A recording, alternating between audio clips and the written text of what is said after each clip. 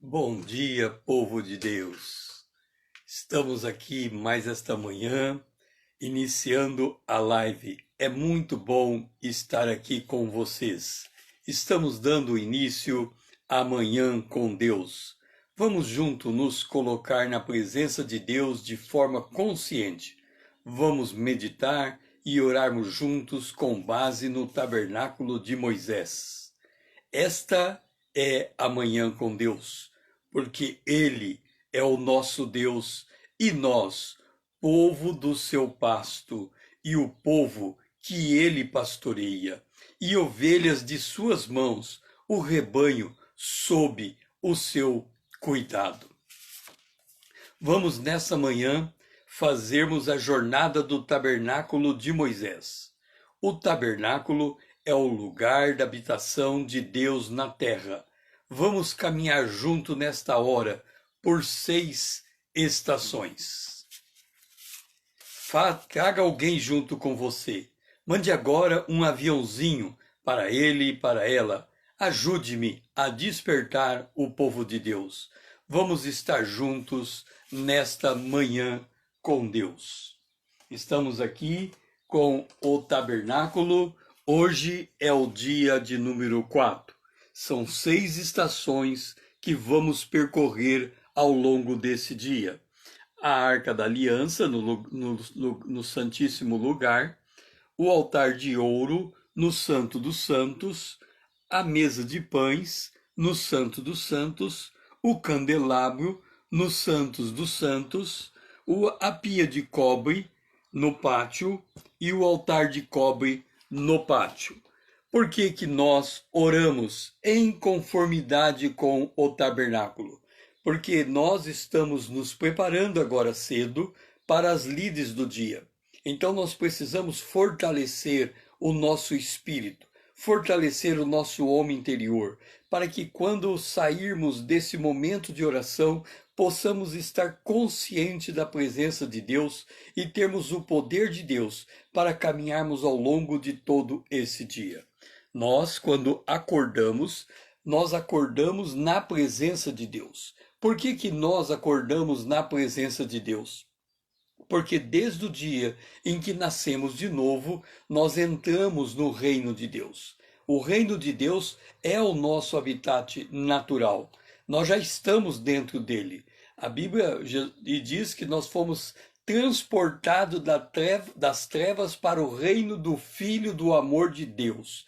Então nós já estamos nesse lugar. A nossa cidadania já é uma cidadania celestial. É por essa razão que nós acordamos na presença de Deus. O apóstolo Paulo escreveu que nós estávamos mortos nos nossos delitos e pecados, isso é, antes de conhecermos Jesus, e depois que recebemos Jesus como nosso Senhor e Salvador, nós fomos ressuscitados e colocados, assentados nos lugares celestiais em Cristo Jesus. E nos outros dias em que estivemos na presença de Deus, seguindo a linha as estações do tabernáculo, nós vimos que esse estar assentado na presença de Deus é estar lá nos céus. Na frente do trono de Deus tem 24 tronos. Há 2 tronos, o trono de Deus, o Pai, o trono do Filho de Deus, ao lado do trono de Deus ao Pai. O Filho está sentado à direita do Pai, e diante do trono tem 24 tronos.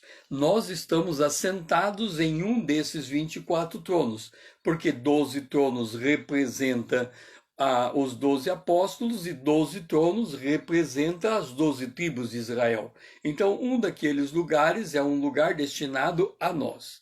Ora, se estamos nesse cenário, o texto que vamos colocar hoje para nos pontuar na Arca da Aliança está em Apocalipse capítulo 4, o versículo de número 2 e 3. Diz assim: E imediatamente, essa cena que nós vamos relatar imediatamente é a cena que vai acontecer conosco logo depois do arrebatamento da igreja. Nós devemos nos lembrar que quando a igreja for arrebatada, ela vai ser imediatamente colocada diante do Senhor Jesus nos ares. nós vamos ficar ali nos ares com o Senhor Jesus e naquele lugar nós vamos receber os galardões. Então, quando nós formos para o reino, para o trono de Deus, para diante do trono de Deus, juntamente com Jesus, Jesus vai à frente e nós vamos atrás dele nessa viagem até o trono de Deus. Nós já vamos estarmos condecorados com os nossos galardões. Todos nós vamos receber os galardões nesse momento. Então nós vamos estar indo. Então esse imediatamente é imediatamente após o arrebatamento, nós estamos andando. E eu me achei em espírito. Nós, na verdade, no arrebatamento vamos estar com o corpo glorificado, mas João ainda não passou por essa experiência, então ele se achou em espírito. E o que ele viu? Eis armado no céu um trono. Eu não sei se você sabe, mas o trono de Deus é móvel. O trono de Deus tem rodas. Ele se movimenta de um lugar para o outro. Ezequiel viu o trono de Deus. Ele viu rodas bem estranhas, rodas cheias de olhos. As rodas se moviam de acordo com o movimento do Espírito. Então esse é o sentido do trono de Deus. O fato é que naquele dia o trono de Deus estava armado no céu. Um trono. E no trono, João descreve alguém assentado, e esse que se acha sentado é semelhante no seu aspecto à pedra de jaspe e de sardônio. Quem João está descrevendo? Ele está descrevendo Deus, o Pai. Lembra da bem-aventurança? Bem-aventurados limpos de coração, porque eles verão a Deus. Imagine nós, vamos estar assentados em um trono diante do trono de Deus. Nós vamos estar face a face com Deus. Nós vamos contemplar a glória de Deus. E como é que João descreve essa glória? Ele diz aspecto igual a pedra de jaspe e a pedra de sardônio. Eu, particularmente, nunca vi uma pedra de jaspe e uma pedra de sardônio.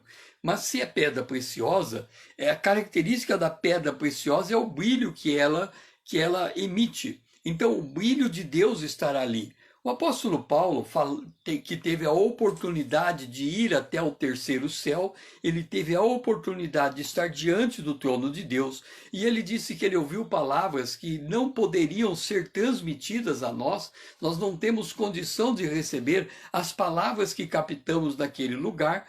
O apóstolo Paulo escreveu que Deus habita em luz inacessível. Então, o brilho da glória de Deus é de tal ordem que nós não temos a capacidade física de olhar, de encarar, de fitar esse brilho. Então, esse brilho, esse trono é o lugar onde nós estamos. Nós estamos de cara a cara com Deus, nós estamos assentados nesse lugar. Já estamos lá, já estamos ali. Então, é nesse sentido que nós vamos fazer a nossa oração, diante da posição que nós ocupamos em Cristo Jesus.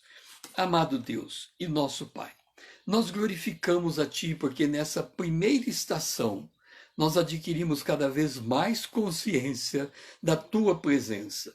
Nós estamos face a face contigo, Deus o Pai. Quando Jesus nos ensina a orar, ele diz: Pai nosso que estás nos céus. Sim, o Senhor está nos céus, mas nós também estamos diante de ti, porque nós estamos assentados nos lugares celestiais em Cristo Jesus, e por isso nós estamos exatamente diante da tua presença nessa manhã, face a face. Por isso que nós fechamos os nossos olhos, porque nós estamos teletransportados para diante de Ti. E diante disso, o que temos a dizer é expressar a nossa profunda gratidão por causa dessa honra que o Senhor nos concede de estarmos neste lugar, na Tua presença. Nós oramos em nome de Jesus, o Teu Filho amado, o nosso irmão, a quem nós amamos. Amém.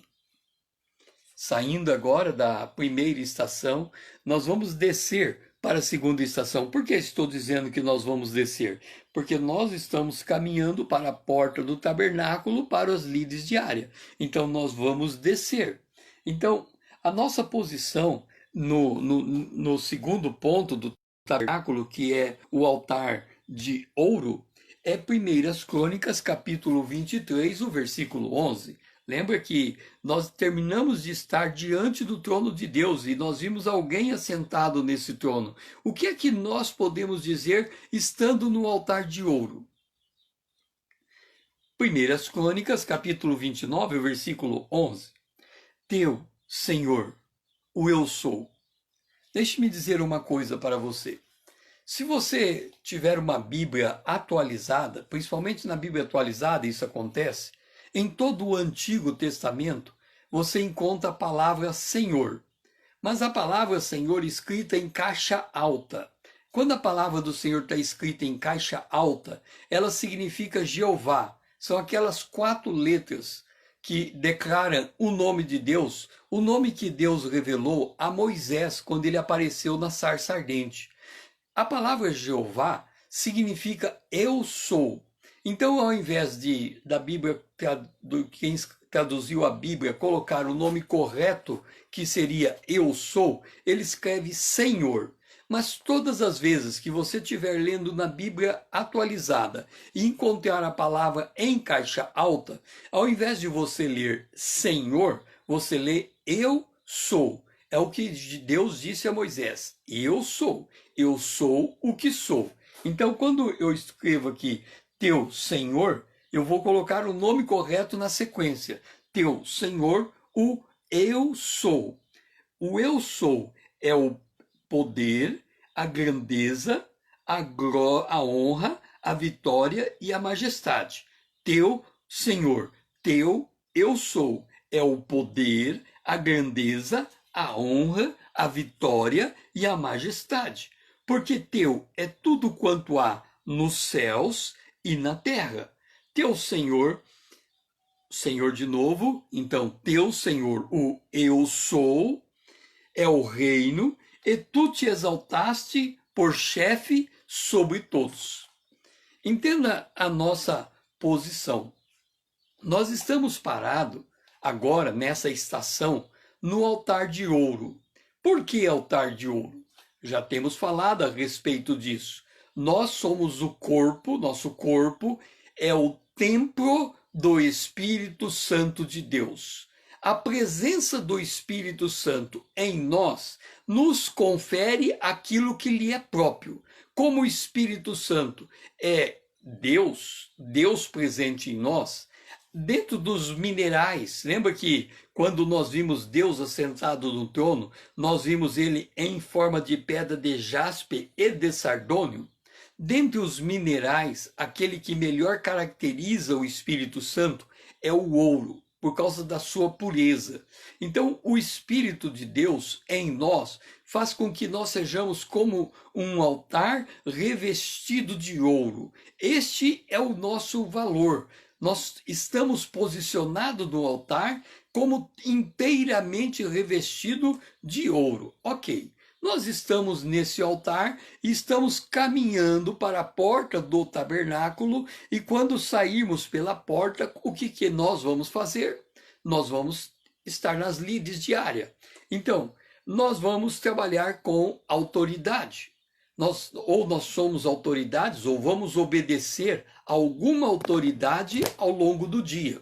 Ora, Jesus é Deus, é dele o poder.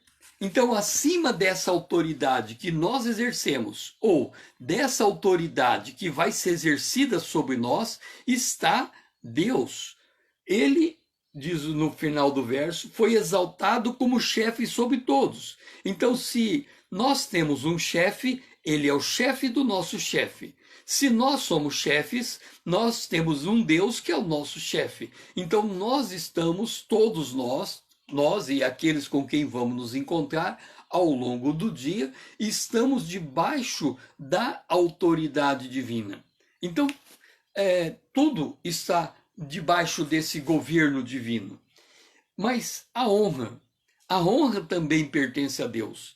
Nós temos que dar honra a quem merece a honra. Então, nós temos que, ao invés de dar uma palavra de crítica ao longo desse dia, nós devemos dar palavras de de motivação, palavras de edificação. Então, quando encontrarmos alguém, nós vamos encontrar muita gente ao longo desse dia que vai estar abatido. E nós temos que levantar o ânimo dele e dar honra a ele. Ou seja, nós temos que pegar o menor dos homens e colocar numa posição mais exaltada. Por quê? Porque aquele que não merece honra precisa ser coberto de muito maior honra, para que todos se apresente igualmente diante de Deus. Se alguém está padecendo necessidade, nós temos que suprir ele, para que ele tenha a mesma alegria que nós temos. Então, a quem pertence a honra? A Deus. Então, quando nós concedemos honra a alguém, nós estamos reconhecendo que a honra pertence a Deus. Uma outra coisa que nós vamos buscar ao longo desse dia é o sucesso naquilo que estamos fazendo, é a vitória, é alcançar êxito em nossas tarefas, é alcançar a recompensa fruto do nosso trabalho. Então, o que nós estamos buscando? A vitória. E a quem pertence a vitória? A Deus. Teu Senhor, é a vitória. Tua, Senhor, o eu sou, é a vitória. Então nós estamos aqui nesse altar de ouro, reconhecendo que a vitória procede de Deus. E o que mais ele diz? A majestade. A majestade também procede de Deus. Quantas vezes nós não olhamos alguém e ficamos admirados, seja pelas posses que ele tem, posses patrimoniais, seja pela bela família que ele conseguiu constituir, seja pela forma como que ele anda, como ele se veste, como ele se porta bem, seja pelo carro que ele possui, pelo patrimônio, tudo isso enche os nossos olhos. Nós olhamos para aquilo e pensamos assim, poxa vida, se ele alcançou esse sucesso, se ele alcançou essa posição social, se ele alcançou esse saber, eu também posso alcançar a mesma coisa. Por quê? Deus não tem filhos prediletos. O pastor Shaw fala muito disso. Deus não tem filhos prediletos. O que ele concedeu a um, ele concede a outro. Por isso que quando nós olhamos para as Escrituras e vemos um homem de Deus, uma serva de Deus, e olhamos o que ele alcançou, o que ela alcançou, nós podemos dizer assim, Senhor, assim como foi com ele, que seja também comigo. Isso não é inveja, isso é ter alguém como modelo, como referencial, em que você se sente confortável em ter um norte para o teu próprio crescimento. Vai chegar uma hora que você vai superar esse que é o teu norte. Mas isso nós precisamos ter um norte. E o que precisamos reconhecer? A majestade procede de Deus. Tudo pertence a Deus e é nesse sentido que nós vamos orar nesta estação. Senhor, nesse dia em que estamos, nós vamos ter muitas coisas acontecendo ao longo da nossa caminhada, Senhor. Nós vamos estar diante de autoridades, nós vamos, Senhor, trabalhar com grandezas, nós vamos, Senhor, dar honra a quem precisa de honra, nós vamos, Senhor, buscar a vitória nos nossos afazeres, nós vamos, Senhor, nos deparar com pessoas com quem admiramos e reconhecemos que todas essas coisas procedem de Ti e pertencem a Ti, Senhor. Por isso nós te damos graças, nós te damos glória, nós te damos louvor, nós honramos a Ti, nós glorificamos o Teu nome, nós magnificamos o Senhor, porque tudo te pertence, ó Pai, os céus, a terra, as pessoas com quem vamos nos deparar, os bens que estão na mão dessas pessoas, as tarefas que estão constituídas para nós, tudo pertence a Ti, Senhor, e o Senhor aprove nos dar essas oportunidades para que por meio delas possamos, ao longo desse dia, glorificar o Teu nome. Nós oramos em nome de Jesus, o Teu Filho amado, o nosso irmão, a quem nós amamos. Amém. Agora, nós estamos indo para a terceira estação. A terceira estação é a mesa de pães. Ora, se nós estamos caminhando agora para a mesa de pães, diante de tudo aquilo que já vimos nesse dia, a nossa posição na mesa de pães é Mateus capítulo 18, Mateus capítulo 28, o versículo 18 e 19. Jesus disse, aproximando-se, falou-lhes, dizendo, toda autoridade me foi dada no céu e na terra. Ide, portanto, fazei discípulo de todas as nações, batizando-as em nome do Pai, do Filho e do Espírito Santo. Veja só, nós estamos agora na mesa de pães. Os pães da proposição representam Jesus. Jesus, ele é o pão da vida. Jesus, ele é aquele que nos alimenta. Jesus disse, todo aquele que vem a mim, de forma nenhuma terá fome, e toda a sua sede será saciada. Então nós estamos sentados agora, é como se agora fosse o momento de tomarmos o nosso grande café da manhã, o café espiritual. Nós estamos nos alimentando espiritualmente, porque nós estamos nos fortalecendo para a jornada desse dia. E nesse fortalecimento, o Senhor nos transmite uma palavra de poder. Ele nos transmite uma palavra de autoridade. Por quê? Vamos recapitular. Nós acordamos na presença de Deus. Nós estamos assentados nos lugares celestiais em Cristo Jesus. Diante de nós está o trono de Deus. No trono de Deus está Deus, o Pai, assentado em forma de pedra de jaspis e de sardônio. A glória de Deus está brilhando diante de nós. Nós terminamos de reconhecer que a Ele pertence a majestade, a grandeza, a honra, a glória, a vitória. Tudo isso nós reconhecemos. E o Senhor Jesus, que é a expressa imagem de Deus, está sentado conosco neste café da manhã e faz-nos lembrar essa palavra em que ele nos transmite. E ele diz, toda autoridade me pertence. Você vá, saia daqui, saia desse momento de oração e vá na consciência de que a autoridade me pertence. Então faça discípulos. Sabe? Deixa-me dizer uma coisa. As pessoas dizem que está muito difícil ganhar uma alma hoje.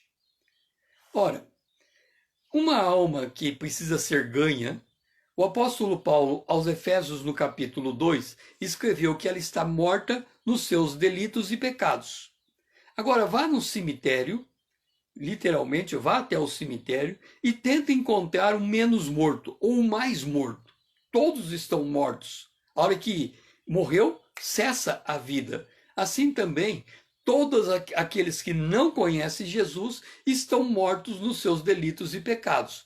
Qual é a autoridade que nos foi concedida? De ressuscitar os mortos. Se pronunciarmos a palavra, quem está morto vai viver. Então não depende de quem ouve vir a salvação. Depende de nós que temos a autoridade para lhes transmitir a palavra que traz, que gera essa salvação. Portanto, se você encontrar alguém de coração endurecido, não se impressione com ele.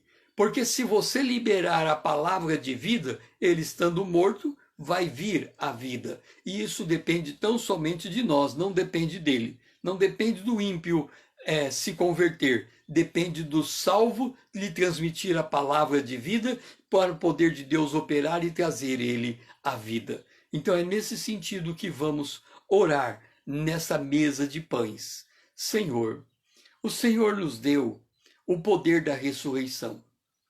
Quando a gente sair daqui e entrarmos nas lides diárias, nós vamos encontrar muita gente que está morto nos seus pecados e delitos, Senhor.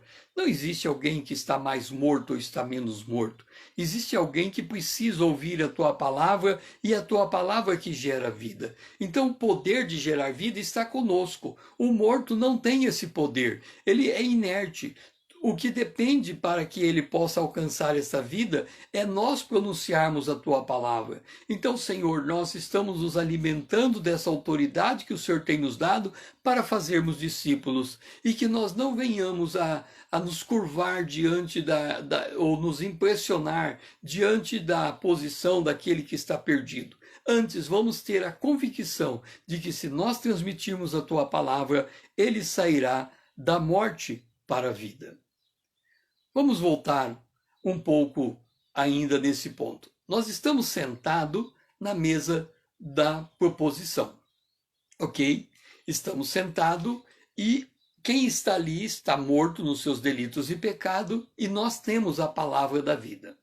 Jesus disse que a função do Espírito Santo é convencer o homem do pecado, da justiça e do juízo. Ok, o Espírito Santo é quem faz esta obra.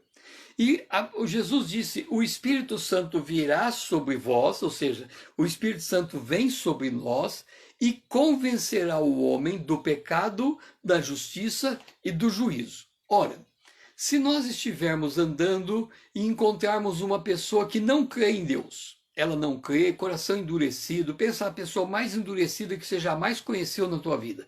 Ela não acredita em Deus, ela é ímpia, ela é ateu, ela fala, ela pode até blasfemar de Deus, não importa a posição dela. Observe um detalhe. Vamos supor que você encontre uma pessoa como esta. A Bíblia diz que quem vai convencer ela é o Espírito Santo. Ele vai convencer ela do quê? Do pecado, da justiça e do juízo. Ok. Mas para o Espírito Santo convencer ela, ele precisa estar em nós. Quando a gente estava ali no altar de ouro, nós vimos que nós somos o corpo e o Espírito de Deus está dentro de nós. Se o Espírito de Deus está dentro de nós, isso nos faz um altar de ouro. Portanto, nós estamos nessa condição. Nós temos o Espírito de Deus. É por isso que estamos nessa manhã com Deus. É por isso que nós estamos no tabernáculo com Deus. É por isso que nós estamos nesse momento com Deus. Ok. Então, o que precisamos fazer para trazer alguém que está morto à vida? Falar. Abra a tua boca e te encherei. À medida que nós abrimos a nossa boca, nós temos o poder de levar essa palavra, ela vai entrar no coração da pessoa, a pessoa vai crer e vai confessar e vai se tornar filha de Deus, filho de Deus. Agora, note um detalhe. O nosso problema é que quando estamos diante dessa pessoa a quem devemos transmitir a palavra, nós nos impressionamos com o comportamento dela, a forma dela vestir, a forma do penteado do seu cabelo, a forma o seu linguajar. Nós olhamos para essa pessoa e na nossa mente vem algo assim. Se ela fosse de Deus, ela não teria esses trajes. Se ela fosse de Deus, ela não teria esse cabelo. Se ela fosse de Deus, ela não teria esse linguajar. Se ela fosse de Deus, ela não teria esse comportamento. Ok, tudo isso que nós estamos olhando para ela e estamos falando de modo negativo, na verdade é para nós uma visão de Deus acerca dessa pessoa. Aquilo que nós estamos enxergando de negativo é o que de fato ela precisa passar por um processo de transformação para ela se tornar na visão que estamos enxergando a respeito dela. Ok, o que o Senhor está dizendo para nós? Eu te dei toda a autoridade. Se você falar com ela, você vai trazer ela para o reino de Deus e vai fazer dela um discípulo. Então, a quem cabe a salvação? A nós, não é a ele. Ele está morto. Se ele ouvir a voz de Deus, ele vai se despertar e vai ressuscitar. Portanto, o que não podemos fazer é nos impressionar com a visão negativa que estamos tendo da pessoa, mas temos que nos impressionar com a autoridade e o poder que nos foi concedido para transmitir a palavra a essa pessoa. E é nessa autoridade que nós falamos, e é nessa visão de fé que olhamos, observamos a pessoa, e a nossa expectativa em Deus é que em um dado momento ela vai entregar a sua vida a Jesus, porque ele nos deu autoridade para transmitirmos esta palavra. Então vamos fazer mais uma oração nesse sentido. Amado Deus e nosso Pai, que a nossa palavra seja revestida de poder, que a gente não se impressione pelo comportamento, pela maneira de ser, pelo linguajar das pessoas que viermos a encontrar ao longo desse dia, mas que estejamos conscientes que a autoridade está em nós e não nele, e que quando nós transmitimos a Tua palavra, nós estamos dando a condição dessa pessoa vir da morte para a vida, ser transportada do reino das trevas para o reino do Filho do seu amor, como nós já estamos inseridos.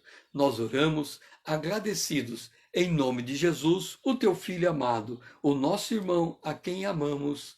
Amém. Agora nós vamos para a nossa quarta estação. A nossa quarta estação, a primeira, segunda, terceira, e estamos indo para a quarta estação, é o candelabro. O candelabro é a representação do Espírito Santo. Portanto, o texto que nós trazemos, alinhando com todos os demais textos que nós já colocamos aqui, é Atos capítulo 4, o versículo 31. Tendo eles orado, tremeu o lugar onde estavam reunidos. Todos ficaram cheios do Espírito Santo e, com intrepidez, anunciaram a palavra de Deus. Que coisa extraordinária! Isto é em Atos, no capítulo de número 4. Vamos voltar um pouco a fita e chegarmos em Atos, no capítulo de número 2. O que aconteceu em Atos, no capítulo de número 2? Vamos voltar um pouco mais a fita e voltar e chegarmos a Jesus momentos antes dele subir aos céus. Ele subiu em glória, subiu lentamente e colocou-se à direita de Deus. O que é que ele disse? Ele disse aos discípulos: vocês devem permanecer em Jerusalém até que do alto vocês sejam revestidos de poder. Então para que nós possamos executar o ministério que Deus tem nos dado, nós precisamos deste revestimento de poder. Nós terminamos de ouvir que Jesus disse para nós: eu tenho toda a autoridade, ide, portanto. Então, quando ele nos envia debaixo da sua autoridade. Mas não só precisamos da autoridade que ele nos concede, como também precisamos do Espírito Santo que nos dá o poder para exercer essa autoridade. Olha, nós temos a autoridade e nós temos o poder. Autoridade e poder são duas coisas distintas. A autoridade é a posição que você ocupa para fazer alguma coisa. O poder é a capacidade de exercer a tua autoridade na realização daquela coisa. Nós podemos ter alguém que tenha muita autoridade, mas não tem nenhum poder. Por quê? Uma certa feita, alguém falou de um prefeito e ele disse assim, e eu prestei atenção na sua fala, e ele diz assim: esse prefeito tem muita autoridade, porque aquilo que ele fala é executado. Na verdade, ele estava dizendo que o prefeito tem autoridade e tem poder, porque tudo que ele falava, os seus secretários conseguiam pôr a cabo, realizar o propósito. Então, nós podemos ter um prefeito que tem toda a autoridade, ele foi eleito como prefeito, mas ele não tem nenhum poder. Por que ele não tem poder? Porque ele não conseguiu se cercar de homens inteligentes, aptos, para fazer com que a sua palavra se transforme em resultado. Então, ele tem autoridade, mas não tem o poder para gerar o resultado. Da mesma maneira, nós temos muita autoridade, mas temos poucos resultados. Por que nós temos poucos resultados? Porque nos falta o poder do Espírito Santo. Então, quando os discípulos receberam aquela ordem de permanecer em Jerusalém até do alto ser revestido de poder, o que eles fizeram? Eles foram até o cenáculo, eles estavam em torno de 120 pessoas. Devemos nos lembrar que Coríntios diz que em torno de 500 pessoas foram testemunhas da ressurreição de Jesus. Então, entre aqueles que ouviram a ordem de Jesus para permanecer em Jerusalém, de 500 sobraram 120, os outros foram embora. Portanto, exige muita dedicação de quem quer ter o poder de Deus. Se ele desanimar, ele vai se retirar, ele vai fazer as coisas achando que ele já tem autoridade e não vai se preocupar em buscar esse poder. Mas 120 perceberam que tinham autoridade, mas precisavam de poder. Então eles ficaram no tabernáculo. E qual foi o comportamento deles no tabernáculo? Eles estão nos ensinando alguma coisa. Eles ficaram no tabernáculo em oração perseverante. O que nós encontramos aqui no capítulo 4? Eles estavam orando, e tendo eles orado, o lugar tremeu. Você já esteve numa situação como essa, em que tua oração foi tão poderosa que o lugar físico onde você está tremeu? A gente sabe que de vez em quando tem terremotos. Quem sabe um desses terremotos não é alguém de joelho orando e de tanto ele orar a Deus, o terremoto chacoalha aquele lugar. Quem sabe esses terremotos que não estão acontecendo lá no Nordeste, de pequena magnitude, não é porque tem um servo de Deus de joelho na terra e a oração dele está sendo tão poderosa e tão efetiva diante de Deus que a própria terra está chacoalhando juntamente com ele. Então, nós temos que falar, Senhor, que a nossa oração seja tão poderosa que o lugar onde nós estamos possa tremer diante do teu poder, diante da tua presença. Porque quando Deus se manifesta, a Bíblia diz, e temos passagem no Antigo Testamento que diz coisas desse tipo, que os montes tremiam, que os montes... A gente lê alguns textos bíblicos que falam que os montes tremem, e a gente fica sem entender muito por que o monte treme. É porque quando Deus se faz presente no lugar, ele impacta aquele lugar. Então, se Jesus, aliás, o Espírito Santo vier sobre nós, ele vai impactar o nosso entorno. O que nós estamos dizendo? Se em volta de nós, presta bem atenção nisso, se em volta de nós temos pessoas que não estão se convertendo, não é porque eles estão com o coração duro, é porque nos falta o poder para chegar até eles e ministrar a palavra de Deus. Deixa eu te dizer uma coisa. Quando Deus escolheu Saul, ele escolheu Saul, quando mandou Samuel escolher Saul, Samuel olhou para Saul e viu que ele era o homem mais alto, o mais forte, o mais belo, apto então a ser rei de Israel. Na aparência ele era perfeito, ele era um perfeito atleta. Imagine alguém musculoso, forte, era um homem que tinha presença física. Este era Saul. Saul foi escolhido rei. A partir do momento em que Samuel ungiu Saul como rei, Saul passou a ter a autoridade de um rei. Conta que Saul teve que partir para uma batalha e ele arregimentou Israel a favor dele dessa batalha. Quem que veio para o lado de Saul para ir para a batalha? O próprio Samuel e todo o povo de Israel chegaram até Saul porque creram que ele tinha sido constituído rei de Israel. Então eles foram juntos para a batalha. Mas havia alguns homens ali que não eram israelitas. E Saul foi até eles e disse assim: venha à batalha junto comigo. E eles, de jeito nenhum. Mas venha, não, pode ir o povo de Israel com você, pode ir Samuel com você, pode ir todo mundo com você, mas eu não vou com você. Por que aqueles homens não foram com Saul? Porque eles sabiam que o caráter de Saul não era um caráter digno de um homem de Deus. E a história provou, e o próprio Samuel teve que engolir a sua palavra, porque Deus chegou a Samuel e disse: até quando você vai ter dó de Saul? Então até o próprio Samuel avaliou mal Saul. O ímpio vai nos avaliar com certeza da maneira correta. Ele sabe se o nosso grau de conversão não é igual ao nível de vida que ele tem. Se ele considerar que o nosso grau de conversão é igual ao mesmo nível de vida que ele possui, ele não vai nos dar ouvido. Porque ele sabe que nós somos igual a ele. Ele sabe que nós temos as mesmas falhas que ele tem. Ele sabe que nós temos os mesmos pecados que ele tem. Então ele não vai dar ouvido. Nós precisamos ter uma conversão muito mais profunda. E nesse sentido, dessa conversão muito mais profunda, nós precisamos ser revestidos desse poder para que o Senhor possa nos transmitir isso. Então nós vamos orar e na próxima estação eu vou continuar desenvolvendo esse raciocínio para você entender melhor aquilo que estou falando com você. Senhor, nós estamos aqui pedindo para que sejamos cheios do Espírito Santo e que a presença do Teu Espírito Santo faça tremer o lugar onde nós estamos, para demonstrar a nós mesmos que o Senhor está presente.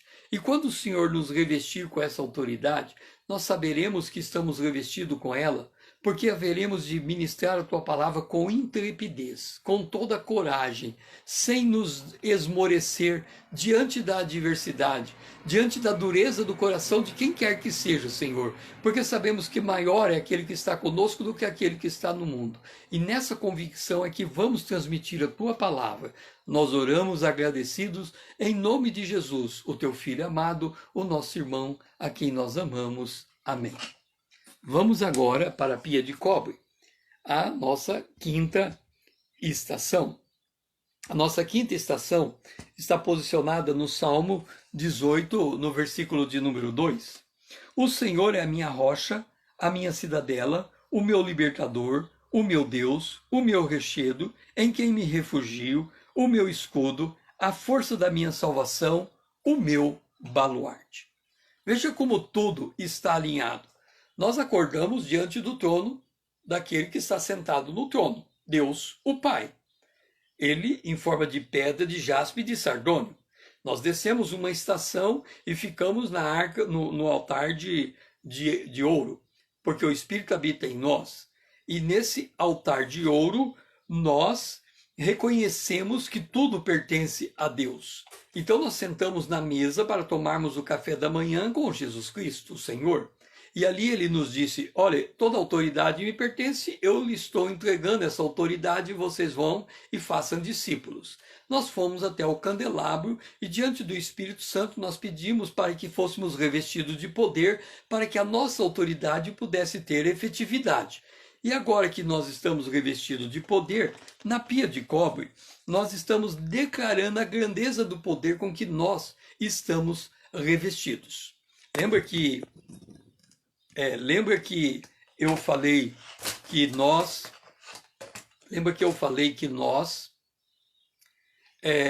quando estamos diante do ímpio, do descrente, o poder pertence a nós. E nós temos essa questão do nível de conversão. Eu quero voltar nesse ponto para salientar uma coisa. A pregação mais poderosa que nós temos registro na Bíblia é a pregação de Jonas. Jonas foi à cidade de Nínive, andou por 3 dias naquela cidade, dizendo que Deus haveria de subverter Nínive, e a cidade de Nínive era em torno de 120 mil habitantes. Após 3 dias de ministração, a cidade inteira se converteu. A cidade inteira se converteu a 120 mil habitantes. Imagine você chegando em Londrina, sozinho, vai e prega aqui, prega ali durante 3 dias, e 120 mil pessoas em Londrina se convertem por causa do teu testemunho. Por que é que Jonas foi ouvido pela cidade de Nínive? A cidade de Nínive era tão pecadora que Deus disse acerca dela, ela não sabe discernir a mão direita da mão esquerda. Ela era absolutamente agnóstica, ela não conhecia nada de Deus. Ela estava entregue nos seus pecados da maneira mais vil possível. Aliás, Deus estava olhando que Deus, na avaliação divina, estava na hora de destruir aquela cidade. Mas Deus haveria de conceder ainda um tempo de misericórdia para aquela cidade. O que Deus fez? Mandou Jonas pregou e a cidade se converteu. A cidade ficava à beira-mar, portanto, no nível 0. Nós não temos condição de morar abaixo do nível 0. Abaixo do nível 0, nós já estamos nas águas do mar. Então, não temos condição de morar abaixo do nível da praia. Mas Jonas, antes de chegar a Nínive, ele desceu tão fundo que foi até as profundezas do mar. E nas profundezas do mar, ele se arrependeu. Portanto, quem era mais pecador? Jonas ou Nínive? Provavelmente, é muito certo que foi Jonas o maior pecador. Porque para ele ser alcançado por Deus, ele teve que descer até as profundezas do mar. Quem muito foi perdoado, muito amou. Então, quando ele saiu, ele estava na posição mais elevada, muito mais elevada que Nínive. Então, quando ele falou com Nínive, Nínive se converteu, Nínive se voltou a Deus pelo testemunho dele, porque encontrou alguém convertido. Portanto, quando nós conversamos com o ímpio e ele não se converte, provavelmente nós temos um estilo de vida tão igual ao dele que ele não consegue nos ouvir, porque ele não vê, comparando a vida dele com a nossa, nada de diferente em nós que chame a atenção dele ao ponto de desejar a vida que nós temos. Então, é isso que nós temos que ter em mente. É por isso que nós estamos aqui, para buscar o poder de Deus, porque nós precisamos de Deus como a nossa rocha. Para pregarmos o Evangelho, nós temos que ter a convicção que estamos em cima de uma rocha, que o nosso fundamento é sólido. Isso significa que quando nós vamos fazer discípulos, nós temos que ensinar toda a palavra. Agora, como é que vamos ensinar toda a palavra se nós não conhecemos essa palavra? Ter Deus como rocha significa dominar os fundamentos do Evangelho. Não é conhecer o Evangelho por ouvir dizer, mas é conhecer o Evangelho com profundidade. É entender o sentido das coisas e entender com a nossa capacidade de compreender o Evangelho. Então, significa estudar a Bíblia. Ninguém tem Jesus como a rocha se não aprofundar-se nas Escrituras. O apóstolo Paulo disse que ele pregava todo o conselho de Deus. Mas ele disse também que os homens são levados por toda sorte de vento e doutrina. Se nós somos esse tipo de gente, levado por vento e doutrina, por homens que maqueiam as coisas, que induzem ao erro, nós não temos condição de levar alguém à conversão. Não estamos pregando o evangelho da verdade, estamos pregando uma mistura de erro, uma confusão que nem para nós mesmos faz sentido. Como é que vamos convencer alguém de que nós estamos pregando a palavra da verdade se nós mesmos não estamos firmados nessa mesma verdade? Então, quando nós falamos de que ele é a rocha, significa que nós reconhecemos essa rocha em nossa vida. Significa que nós nos aprofundamos nesta palavra. Significa que nós estudamos com afinco. Significa que nós dominamos aquilo que vamos falar. Quando nós falamos acerca dos discípulos e lemos na Bíblia que eles eram iletrados, os discípulos eram iletrados no sentido de que eles não cursaram a escola dos fariseus. É por isso que eles eram considerados como iletrados. Mas o judeu, diferente do brasileiro, a mãe judia ensinava os seus filhos desde a tenra idade a memorizar a palavra de Deus. Então, um judeu que era analfabeto aos olhos do sinédrio, ele era conhecedor do Antigo Testamento de cor e salteado. Então não tem nada a ver com o analfabeto brasileiro. O analfabeto brasileiro é aquele que não sabe ler e escrever, nunca viu a Bíblia. Agora, o analfabeto judeu é aquele que não esteve na escola tradicional, mas a sua mãe lhe ensinou a palavra de Deus ao ponto dele saber a palavra de cor e salteado. Como é que sabemos disso? Quando João, aliás, Pedro, depois de receber o Espírito Santo, se levanta em Atos capítulo 2 para falar, ele cita grandes porções do Antigo Testamento, ele cita a profecia de Joel. Então ele tinha tudo isso memorizado dentro dele. E ele não memorizou nos 3 anos que ele conheceu Jesus, não dava tempo para memorizar a Bíblia naqueles 3 anos. E quando eles chegaram a Jesus, eles já conheciam que o cordeiro estava por vir e foram atrás desse cordeiro. É por isso que eles podiam declarar que Jesus era a rocha. Então nós temos, para podermos ter essa autoridade de fazer discípulo, nós temos que ter essa rocha muito bem sólida em nossa vida. Então é nesse sentido que nós vamos fazer esta oração nessa pia de cobre. Senhor, nós estamos diante de Ti para confessar o nosso desleixo em aprender a Tua palavra. Quantas vezes, Senhor, nós nos contentamos tão somente em ouvir a palavra no domingo à noite, quando o pastor prega, a gente nem anota o versículo que ele pregou, a gente nem chega em casa e abre a Bíblia para consultar se ele falou, está em conformidade com o que está escrito na Escritura. Se ele ensinou um erro, nós entramos no erro dele. Se ele ensinou a verdade, a gente nem percebeu que era verdade, porque a gente não tem essa capacidade de facilidade de discernir erro de verdade. Por isso, Senhor, há muita confusão em muitos de nós. Nós te pedimos, Senhor, que o Senhor nos dê uma mudança de perspectiva. Que nós possamos levar mais a sério o estudar a tua palavra. Que nós possamos reconhecer Jesus como a nossa rocha, não por ouvir dizer que ele é rocha, mas porque nós nos aprofundamos de forma tão grande na tua palavra que de fato conseguimos separar a verdade do erro e estamos firmes na rocha que é a verdade. Então, Senhor, dá-nos essa condição para que, de fato, possamos fazer discípulos com a integridade da Tua palavra. Nós oramos em nome de Jesus. Amém. Estamos caminhando agora para a nossa última estação. A última estação é o altar de cobre. Alinhando todos os textos que nós temos orado, a posição do altar de cobre é 2 Tessalonicenses, capítulo 1, o versículo 6. Diz assim: com efeito, vos tornaste imitadores nosso e do Senhor, tendo recebido a palavra, posto que em meio de muita tribulação, com alegria do Espírito Santo. Ora, veja só o que Paulo está falando. Com efeito, vocês se tornaram meus imitadores e imitadores de Jesus.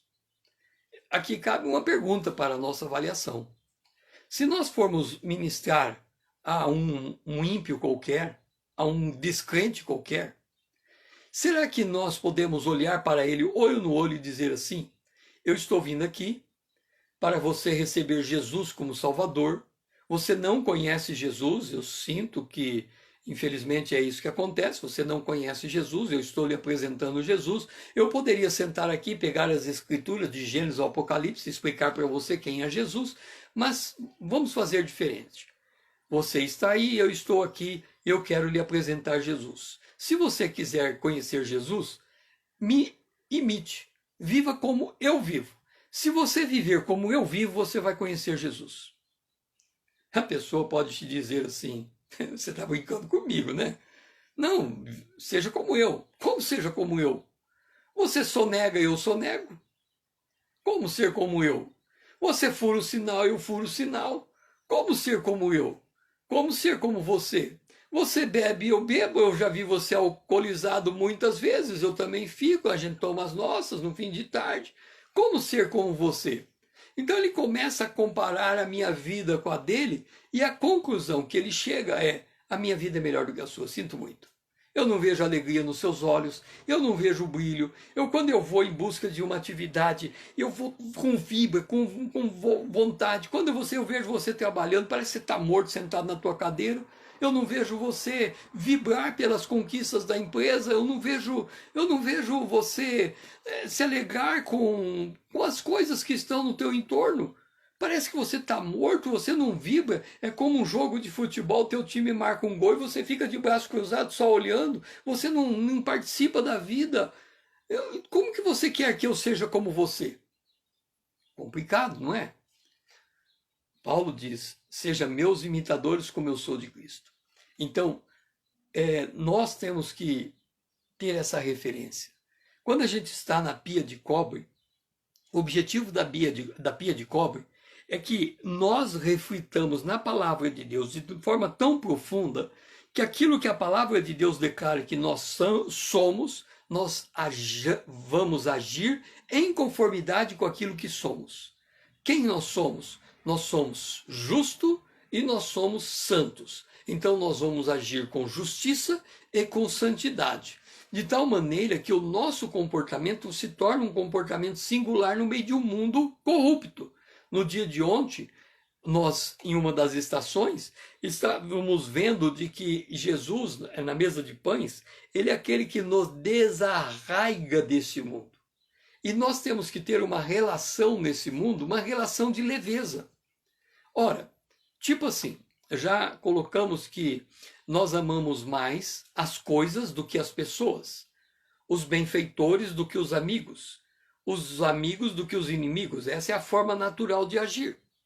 E fizemos a prova disso.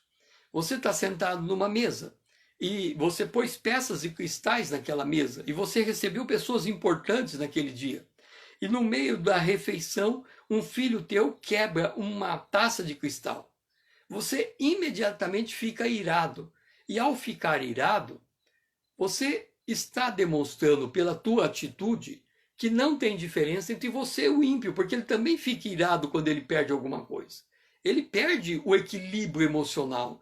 E quantas vezes ao longo do dia nós também não perdemos o equilíbrio emocional? Aí você vai dizer assim, olha lá, César, nós somos fracos, a nossa natureza é fraca. Vamos colocar uma vírgula. Jesus disse aos seus discípulos, fique 1 hora comigo. Nós estamos aqui passando 1 hora refletindo na palavra de Deus e orando. Quando Jesus volta, os discípulos estão dormindo na hora da oração. E ele diz a eles, vocês não puderam nem por 1 hora, quer dizer, o mínimo de oração diária é 1 hora. Vocês não puderam nem por 1 hora vigiar comigo? Não puderam. E aí o que ele acrescenta? Ele diz, a carne é fraca, o espírito está pronto. Ora, note bem, o espírito humano está pronto para qualquer coisa, mas a carne humana não está pronta. Nós vimos ontem de que o Espírito de Deus vivifica o nosso corpo mortal. Portanto, quando ele vivifica o nosso corpo mortal, nós temos a capacidade de viver conforme Jesus viveu. Essa condição se torna de tal maneira singular que quando a pessoa descrente olha para nós, ela percebe uma diferença notável no nosso comportamento. Por que ela percebe? Deixe-me, nós estamos chegando no fim, não vai dar tempo. Amanhã, quem sabe, eu retorno sobre isso. Mas ela percebe essa diferença, essa distinção em nós. Mas vou dar apenas um exemplo. Digamos que alguém pisa no seu pé. Qual que é a reação imediata? Pisou no pé, é reclamar. Oh, você pisou no meu pé. Ok, é a reação natural. Mas qual que é a reação espiritual? Alguém pisou no seu pé, você simplesmente tira o pé daquele lugar para que aquilo não aconteça de novo. Ok, mas aquilo doeu. Como é que você deve fazer? Resumindo, faça como Ana. Ana era espezinhada por Penina. Ela não chorava na presença de Penina. Ela chorava na presença de Deus. Na presença de Penina, ela era forte. E é nesse sentido em que nós vamos orar. Senhor, nos ensina a ser fracos na tua presença, a ser forte diante do mundo. Para que nós possamos, diante do mundo, transmitir a tua palavra com equilíbrio emocional. Mas todo o nosso desequilíbrio emocional seja derramado sobre a cruz, para que o Espírito de Deus possa nos fortalecer nesse dia, de forma que diante do mundo nós possamos dizer a este mundo para ele nos imitar. E se ele nos imitar, ele também vai aprender a fazer como nós, levar as suas fraquezas diante de ti para ser revestido com poder pelo Senhor. Com isso, nós chegamos na porta para sairmos da presença de Deus nesse momento de oração para as lidas do dia. E a frase de hoje é: seja você o referencial cristão para aqueles que estão com você. Seja você o referencial cristão para aqueles que estão com você. Este é o desafio do nosso dia. O que significa isso? Vou aproveitar esses últimos segundos antes da live terminar para reforçar esse ponto. Significa o seguinte: a tua fraqueza é para ser levada diante de Deus. Porque diante de Deus, você vai receber o poder do Espírito Santo para ter equilíbrio emocional diante dos homens. De novo, a tua fraqueza tem que ser levada diante de Deus, para que você receba o poder de Deus, a fim de que consiga transmitir aos homens o equilíbrio emocional digno daquele que está na presença de Deus. Eu não estou dizendo que você tem que ser um super-homem, uma super-mulher no dia de hoje. Eu estou dizendo que você tem que saber levar a tua fraqueza no lugar certo e levar a tua força para o lugar certo. A tua fraqueza você leva diante de Deus, a força diante dos homens. Que o Senhor